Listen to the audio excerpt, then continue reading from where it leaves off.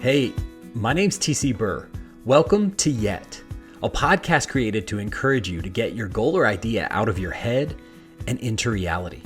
On this podcast, you'll hear stories, encouragements, tips, and ideas to help you write your book, start your business, launch your podcast, or whatever it is you hope to accomplish. Because it's not that you haven't done it, it's just that you haven't done it yet. My guest today is Emily Aborn. Emily, how are you? Hi, thank you. I'm great.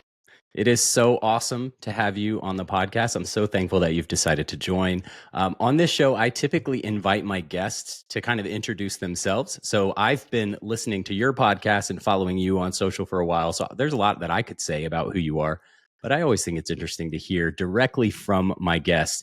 If you could tell people real quickly just kind of who you are and what you do. Sure. And thanks for the opportunity. I like when people introduce themselves too, because it's not just like reading a bio. You know what I mean? Like anybody can read 75 words. But so I am Emily Aborn. I'm a content copywriter, which means I do copywriting mostly for websites, and a little bit of like the content pieces that help with people's marketing and customer experience and things. I'm a podcast host, I'm a wife, I'm a dog mom, I'm an auntie, and I live in New Hampshire. That's a pretty fun fact. There's lots of deer fly, mosquitoes, and snow in New Hampshire. So I think that pretty much sums it up. So deer fly, mosquitoes, and snow, but hopefully not all at the same time, right? Oh, sometimes I have seen mosquitoes alive in the winter, and I'm like, we do not get a break. We do not get a break. Goodness. Wow. Well, from all the way from New Hampshire, thanks so much for joining. So I've been a fan of your Content with Character podcast for quite a while. I don't actually remember how our paths intersected, but I started listening to your show. And one of the things that I'm trying to do with this podcast is encourage people who are writing a book or starting a business or going after a big goal to kind of get started and keep going. And in my own personal journey, I've been writing and doing a podcast. And sometimes I've gotten to the point where it seems like the pressure to create and keep creating is a lot. And so I've been super encouraged and inspired by your work, specifically on Content with Character. Talk a little bit about how you got, where your journey took you to start that podcast, why you started it, and kind of what some of your goals are with that. Okay, thank you. So I actually had a podcast before Content with Character. I still technically do have the podcast. It's called She Built This, and She Built This came from kind of what you're doing now, where you just sort of like, I just wanted to talk to people on my podcast that were inspiring other people to go after their dreams and to show people that like anything is possible and just the range of what possibility could look like. So I started that back in 2018. I mean, to be fair, I've wanted to do this kind of thing since I was like a little kid. Like I was the kid walking around with like a tape recorder, like mise en placing like the peanut butter and jelly so that I could record a cooking show about it on my tape recorder. So I really have wanted to do this for a long, long time. But in 2018, I started She Built This, and with it was an entire community. It turned into like events, a membership, like a paid membership, and workshops and peer groups and masterminds. Like it was huge. And I also kept the podcast going alongside that. Now, what people did not know is that while running that entire segment of my business, which made me very little money, I also was like doing copywriting and marketing and content writing for my clients. When I closed, I'll say it like this. When I closed everything down, people were like, "What are you going to do now?" And I was like, "Well, the same thing that I've been doing for the past 6 years." Like there are no surprises here, folks. So anyway, it was okay. So She Built This had been going for about 4 years. And I sat down with my friend who is a podcast, she owns a podcast production company, and I wanted her like strategic eyes on it. Like, what can I be doing better? How can I make the show more effective? And how can I also like use it as a tool in my own business? And she was pretty real with me. She's like, well, looking at the way everything, like looking at the content of the show, it's probably not going to be a really good fit for your business, and like you sharing your own unique message on marketing and content and things like that, visibility. So she's like, so I think you need to start a second show. And I was like, okay, you're crazy. And no, thank you. Goodbye. Yeah. Here's your money. Here's your money. Great consult. Talk to you later. Well, don't you know, I like couldn't get the idea out of my head. And it was actually during this like massive snowstorm here in New Hampshire. I was home by myself. My husband was out of town and the power went out. So I'm like out there like shoveling 40 inches, and I'm not exaggerating. There's a tree down in my driveway. I have like the generator going. I'm like a very small person. So this is just all a big undertaking. And I'm out there shoveling the snow. And this phrase pops into my head of like, hard work builds character. And I was like, oh my God, that's the name of the show, Content with Character. And then I couldn't stop the ideas. Like I had to like when I would like take breaks from shoveling, I'm like just listing out all my episode ideas. And I was like, okay, I guess I'm starting a podcast and this is what it is. So that was back in February. The snowstorm was in March of last year, and then it just kind of like literally snowballed from there. And now I have another podcast.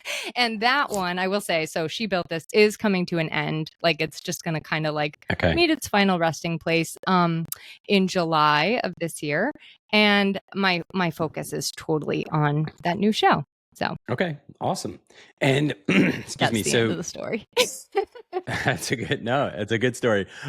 So your primary focus is content copywriting. Like if someone asks you, and I've heard you describe yourself on your podcast, I'm a content copywriter, I'm a speaker, I'm a podcaster, but it's all kind of centered around like the copywriting. So helping people kind of communicate their specialty, their expertise, the services or products that they offer in a way that's compelling and fun and draws people in and clearly communicates what they do, right? Whenever we write anything, it extends beyond that because it also teaches us like how to communicate it with our voices, right? Or like how to communicate it at a networking event or how to speak about it. So it is encompassing to our whole message, but I like when I'm actually pushing the pencil, I'm writing for people. Yeah, that's awesome. So did you kind of, when you were coming up, when you were like a young girl and like growing up and even in your early part of your adult life, is this something that you've kind of always gravitated toward, the writing and that sort of thing? Or is it how did you get kind of to where you are now, I guess? All right, I will give you a very short version. Don't worry. So I was homeschooled as a kid, and sometimes I call us like rogue children. Like we didn't really do school. We never studied. We didn't have like my parents worked all the time, so we were just home alone, supposed to be doing schoolwork, and definitely not doing schoolwork. We were just like roaming around outside. So books were my like saving grace and like the only reason I know anything, because I loved reading, and more than reading, I also loved writing to the point where I remember my grandmother gave me like this white blank book for Christmas one year. And she was like, here you go, Emily. It's for your first book. And so it was just like everybody knew, like Emily loved writing stories and poems. Like I wrote the town newspaper and distributed it. And I always wanted to be a business owner, an entrepreneur, and write a book. However, I don't know why, but I went to college for health education and nutrition. So like totally not that. So I went to college for that, and I ended up just like, I worked for a lot of people in chiropractic and in the health field. And I, lo and behold, ended up doing a lot of their email marketing, their website copy, their brochure writing. Like I was always the person that people go to and be like, write this tagline, or can you make this sound more creative? But I never saw, to be cliche here, I never saw the writing on the wall until I finally stepped into entrepreneurship as a retail shop owner. And I kind of like, okay, well, I went to school for health education. It has to be in the health field. So we opened like this non-toxic organic sleep shop. And it was like all kinds of like, it was like mattresses and bedding, like everything like natural to help you sleep. And in doing that, I realized I really do not enjoy the retail aspect. I don't enjoy being in a shop. I don't enjoy coordinating like the deliveries and all of that stuff and like tracking inventory and marking things up and selling things. But I really loved marketing my business, like loved it so much so that people, when I worked in when I owned the mattress shop, people would come to me and say like, can you write my email? Like I bartered with this woman for free clothes and I would write all of her marketing emails for her. So we decided, my husband and I mutually like decided that we were going to be closing down the shop for a number of reasons. And in that decision process, I had to kind of like decide what was next. So I just followed like breadcrumb after breadcrumb after breadcrumb. I had a lot of conversations with a lot of people. And I just kind of like came to doing people's marketing for them. But at the beginning, I did it all. Like I did social media marketing. I would build you a website. I would like do spreadsheets. I even did like people's QuickBooks. Like I just did every task under the sun. And so it was through that process that I like started filtering like what I despise and what I enjoy. And I remember the day that I was like, I decided I was going to go all in on writing. I'm not going to be like posting to your social media pages. I'm not going to be sending your email or structuring your website anymore. It was like the scariest day of my life. Like I was like, okay, I have to turn away these clients, A, that I've been doing all this stuff for. And B, is anyone even going to want this? Like, is this even a thing?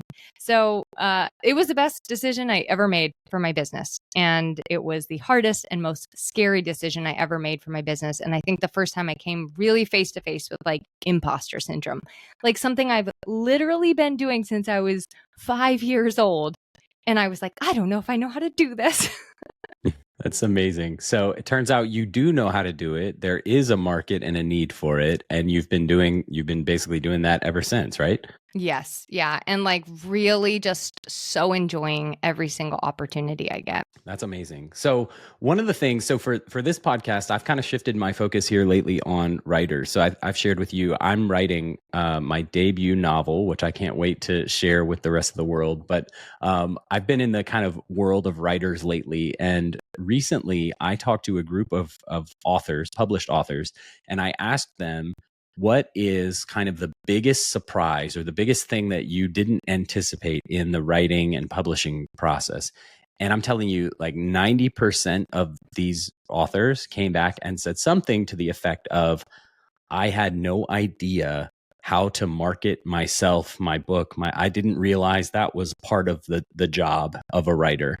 And I think that's true of anybody who's kind of pursuing any kind of entrepreneurial endeavor, right? Like you have to get your name out there, get people to know, like, and trust you and your thing.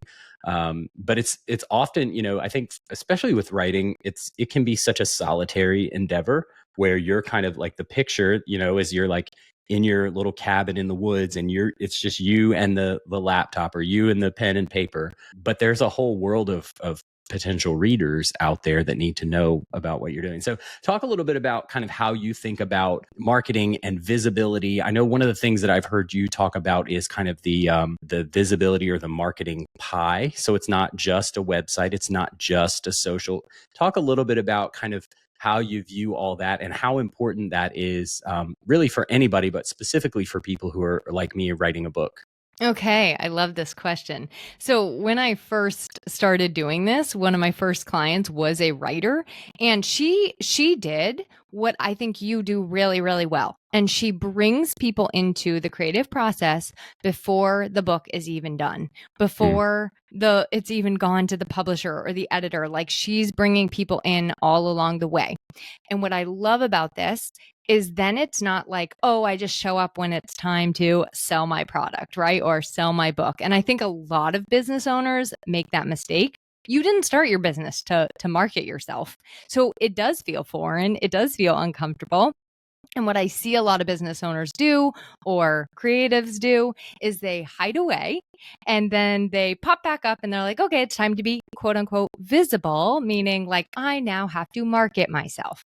Yeah. I love thinking, like you said, like marketing is a pie, first of all. Like it's not just all social media, it's not just emails, it's also just telling people, like your family and your friends, what you're doing, what you're building, what you're creating.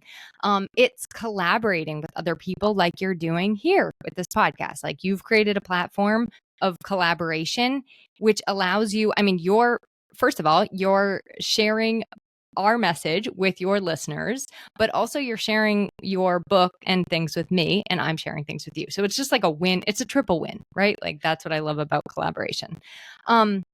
But it also is being willing to show up, like I would say before you're ready, like before the thing is ready, and not just always be showing up when it's time to sell or promote yourself, but also to like engage with people and build community and like offer helpful, like you offer so much helpful information and helpful tips for either people coming behind you or people coming alongside you, right? So it is such a bigger thing than I think we think it is. And like it extends throughout our lives. Like for me, there's no line between like who I am at like let's say like a graduation or a wedding and who I am in my business. Like those parts of me come everywhere I go. That's great. Not No, that I don't usually do dancing on the floor in my business, but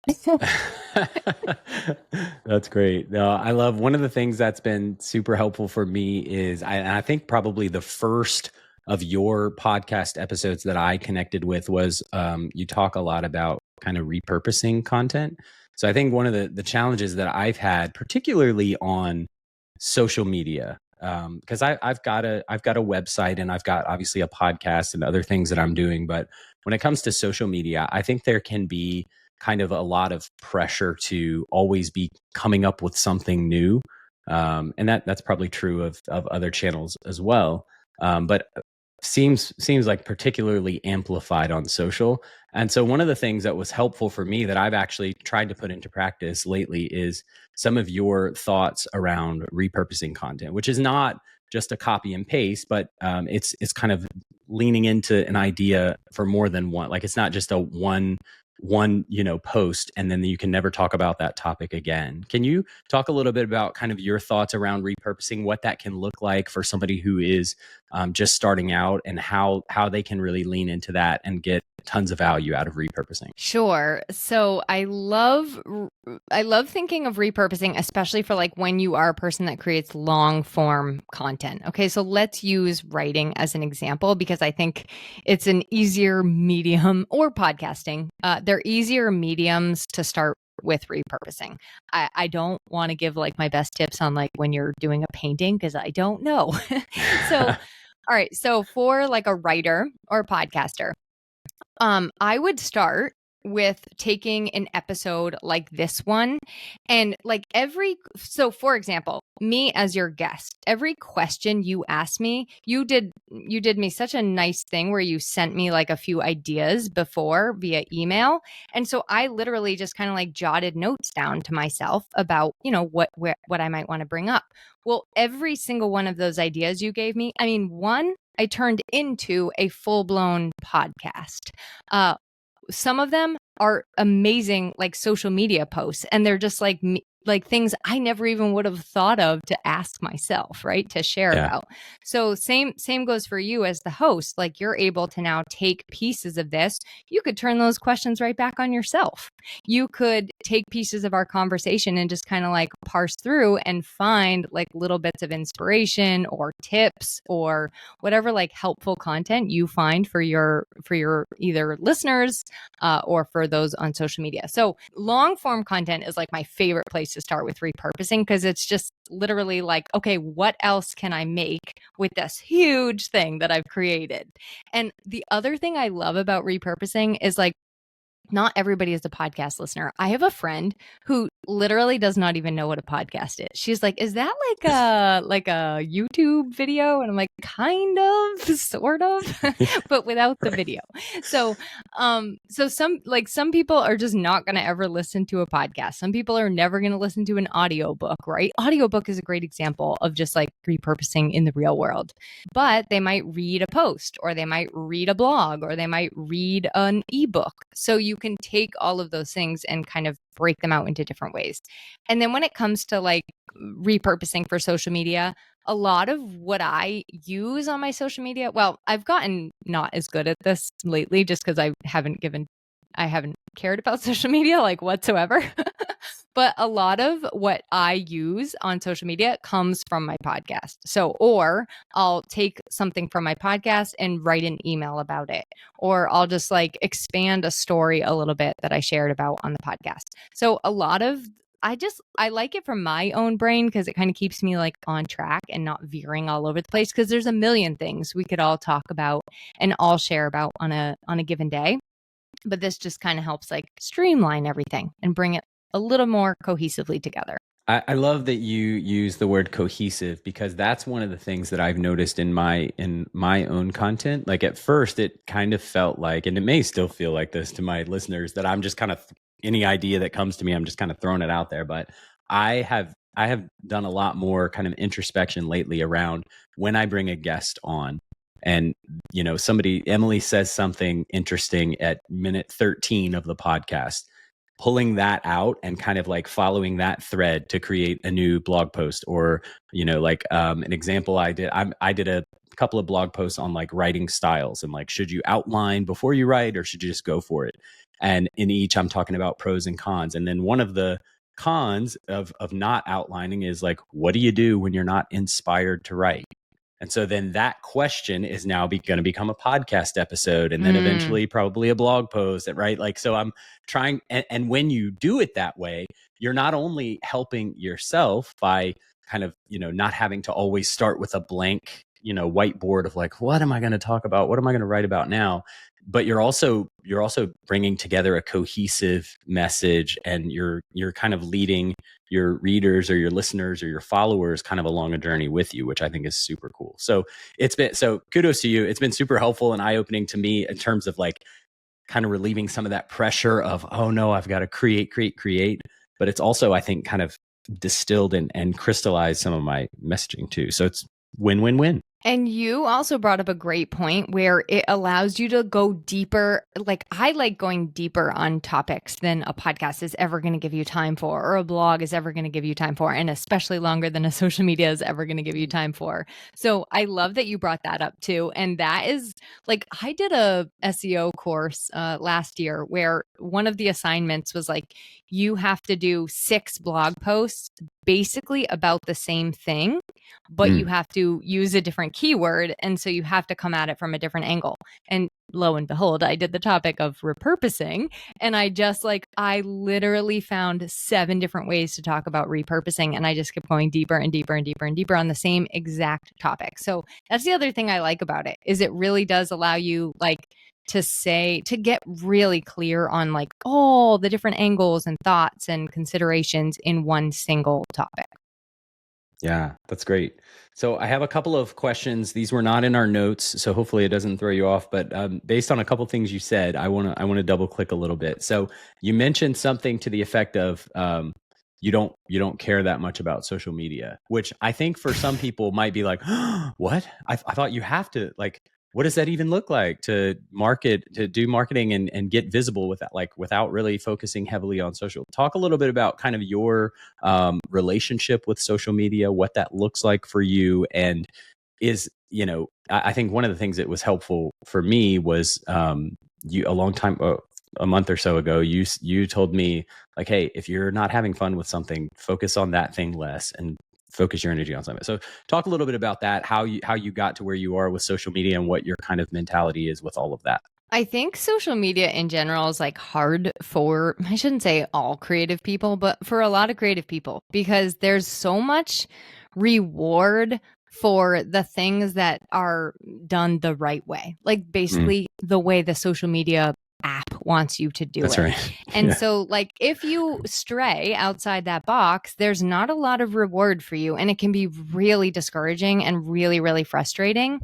I'm lucky in that I've spent a decade like really building a lot of relationships and a lot in my local community too. So I have a what I call a community and relationship based business. Like that is what really got that flywheel, if you will, to start turning and turning and turning without me needing to be like pushing it all the time.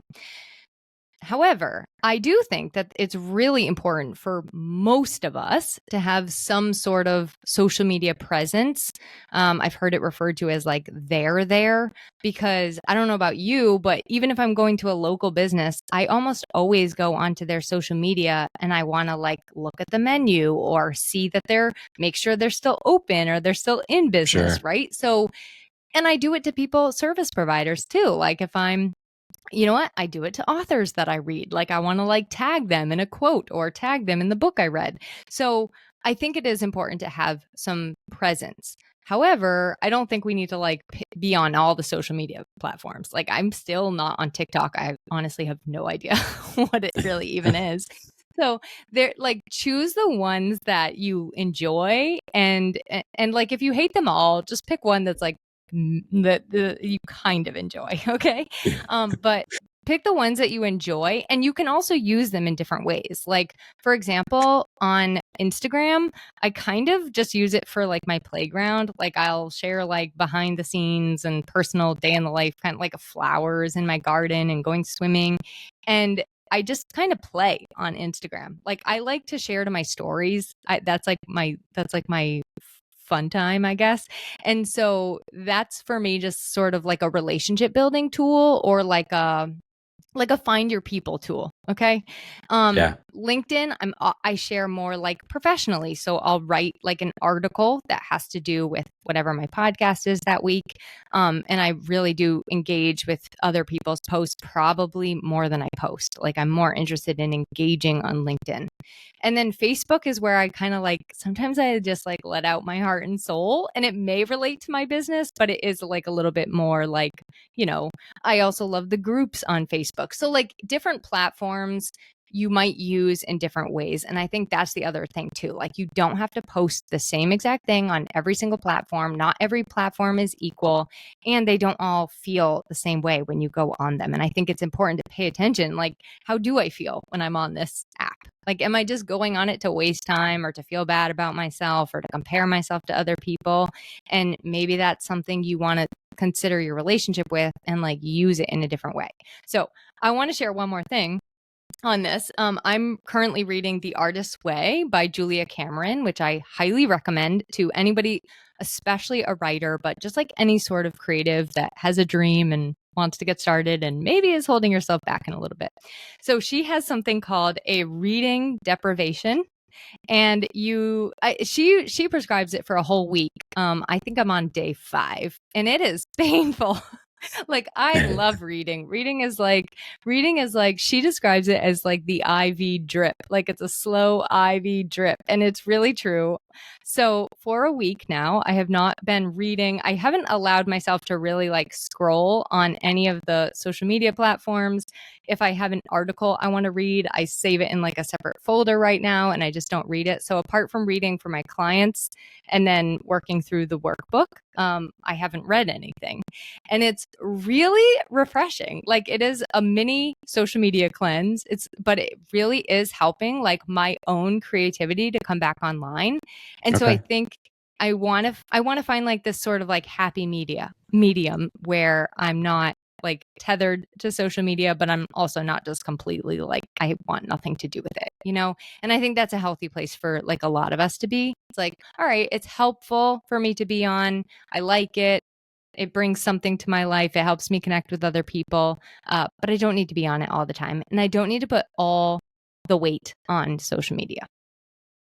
Well, I think, yeah, that's the big shift for me was like not having to put all your eggs in that basket. Cause I think for a lot of people, if you're not focused on, local geography, which it sounds like you do a really good job of, but if you're kind of just doing the online first thing, which a lot of us are nowadays, it feels like social media has to be the loudest voice in your, the biggest piece of your marketing pie. And that may be true in some cases, but to think about like, hey, that's not the only place. There are other channels, there are other ways to kind of do that, I think is super helpful. And to your point, like if it's not fun, like why not spend less time doing that thing? And or pick the one that you hate the least, or whatever, right? Like I think that's super helpful. The other thing, Emily, I wanted to ask you about is you mentioned you took an SEO course, which I think is something that a lot of, well, I'll speak for myself. Like I don't know a lot about what that is and how it works. And obviously you took an entire course on it, so it's, we don't have time to go into all the weeds, but talk a little bit about kind of what some of the big things that you've learned maybe from that course or from your time doing the work that you do, and if there's any kind of tips or advice you would give someone who's thinking about, hey, I'm building a website or I'm writing a blog post, like what's the best way to maximize reach with things like that? Okay, my number one tip is don't just go to Chat GPT and ask it for keywords and think that's like what the keywords actually are. It's the same thing with hashtags. You really have to consider the person doing the search.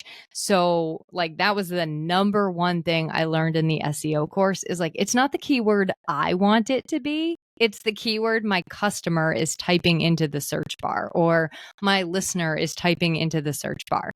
I really wish I could like share some super tangible best practices.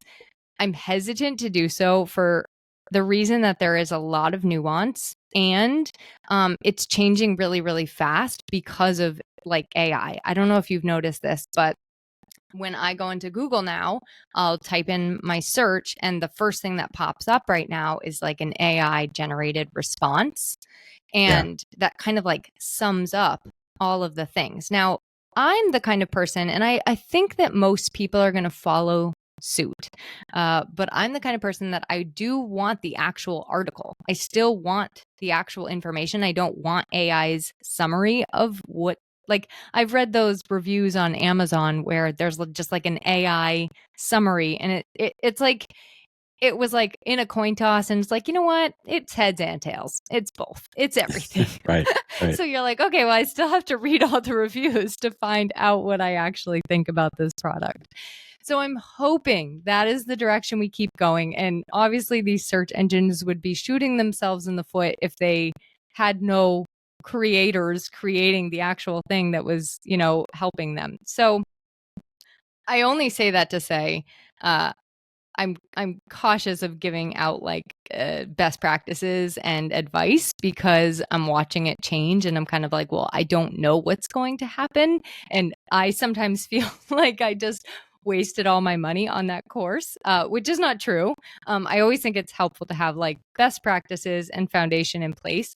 But it's okay. I'll say this. At the end of the day, I think that focusing on who your reader is, who your listener is, who your client is, and making everything as much about them as possible as you can, that is like the best ticket for everything from your website to your social media to your podcast to your book. Like we are connecting with another person on the other side. And so like, how do we actually make that connection? That's really all SEO is. I mean, that's what marketing is. It's just like making a connection with the person on the other side. But that's like my number one, I guess, tip is like, put yourself in the mind of that person looking for what you offer and ask yourself, well, what are they asking? And if you don't know, you can also ask them. Like you can say, what did you type into Google to find me? Or what were you looking for when you came to work with me? So was it to get out of overwhelm? Was it to write your website copy? Was it to write your first book? Like what was the thing that drove you to find me? So I hope that helps and isn't super cryptic, but I'm just like, I don't want to see anyone do anything that that hurts them. I'll say that. So I think that perspective is awesome. I love, and I know you do this on your podcast. You talk to one person. So I know that you have your ideal client in mind when you're, or your ideal listener in mind. And a lot of times, you think about, like, if you're trying to sell a service, you want to get it to as many people as possible. So I see people do this all the time. They're talking to a large group of people, but I think zeroing in on who is that one person that you're trying to connect with on the other end can be super helpful. And I think it's great advice. I know totally what you're saying about AI, and everything seems like it's changing at such a crazy pace. So, but I appreciate your insight. And I think what's great about that for me is that there are kind of like foundational things that will never change, right? Like, we are always going to ultimately be trying to help and serve and connect with someone else on the other side. And so trying to put yourself in that person's shoes, and what is it that he or she is looking for, and how can you kind of best connect with and serve that need, I think it's great. So thank you. And you probably know this as a writer, like being specific. The quote is, it's not mine, and I don't remember who said it, but it's like, the specific is the universal. So if the more specific I am in describing something, the more we are talking to just one person, like other people then see themselves in that, but it actually then ends up feeling like, wow, they were talking to me, and me could be 5, 6, 7 other people, hundreds of other people. But the specific really does make things like so tangible for like all 5 of your senses. Yeah. Okay. So a couple of hopefully these are more fun questions. I just want to get to know you a little bit more. So one of the things that I am really big on with this podcast is I want to encourage people. So the person that I'm talking to, if we talk about kind of who's your audience, I'm thinking about the person who is maybe a stay-at-home mom, maybe they're an empty nester, or maybe they are a corporate employee like me who's in their early 40s and just thinking like, I have this idea to write, and I've wanted to do it for years and years, but I've just never, or I'm just getting started, and now I'm hearing that I need to really be thinking out about visibility and marketing, and that wasn't even on my radar before. What is some of the best advice or encouragement you would give to somebody who's in that state where they're like kind of feeling blindsided by the idea that like, oh, I have to do this work to get myself out there? Like, what's your best advice or encouragement to that person? First, I love what you are doing, where you are doing this in addition to your job, right? So like, you're not saying, you know what, I need to quit my job and go someplace else and then start doing this. Or sorry, quit my job, do nothing, and then I can get started. You're kind Yeah. of like, no, I'm just going to start taking steps right here and right now. And I think that is fantastic. And it's like such a gift to be able to do that. And that's kind of like what happened to me too. Like, I had to kind of be scrappy and resilient and like figure out like, okay, what am I doing? Like, while I'm getting rid of this other thing.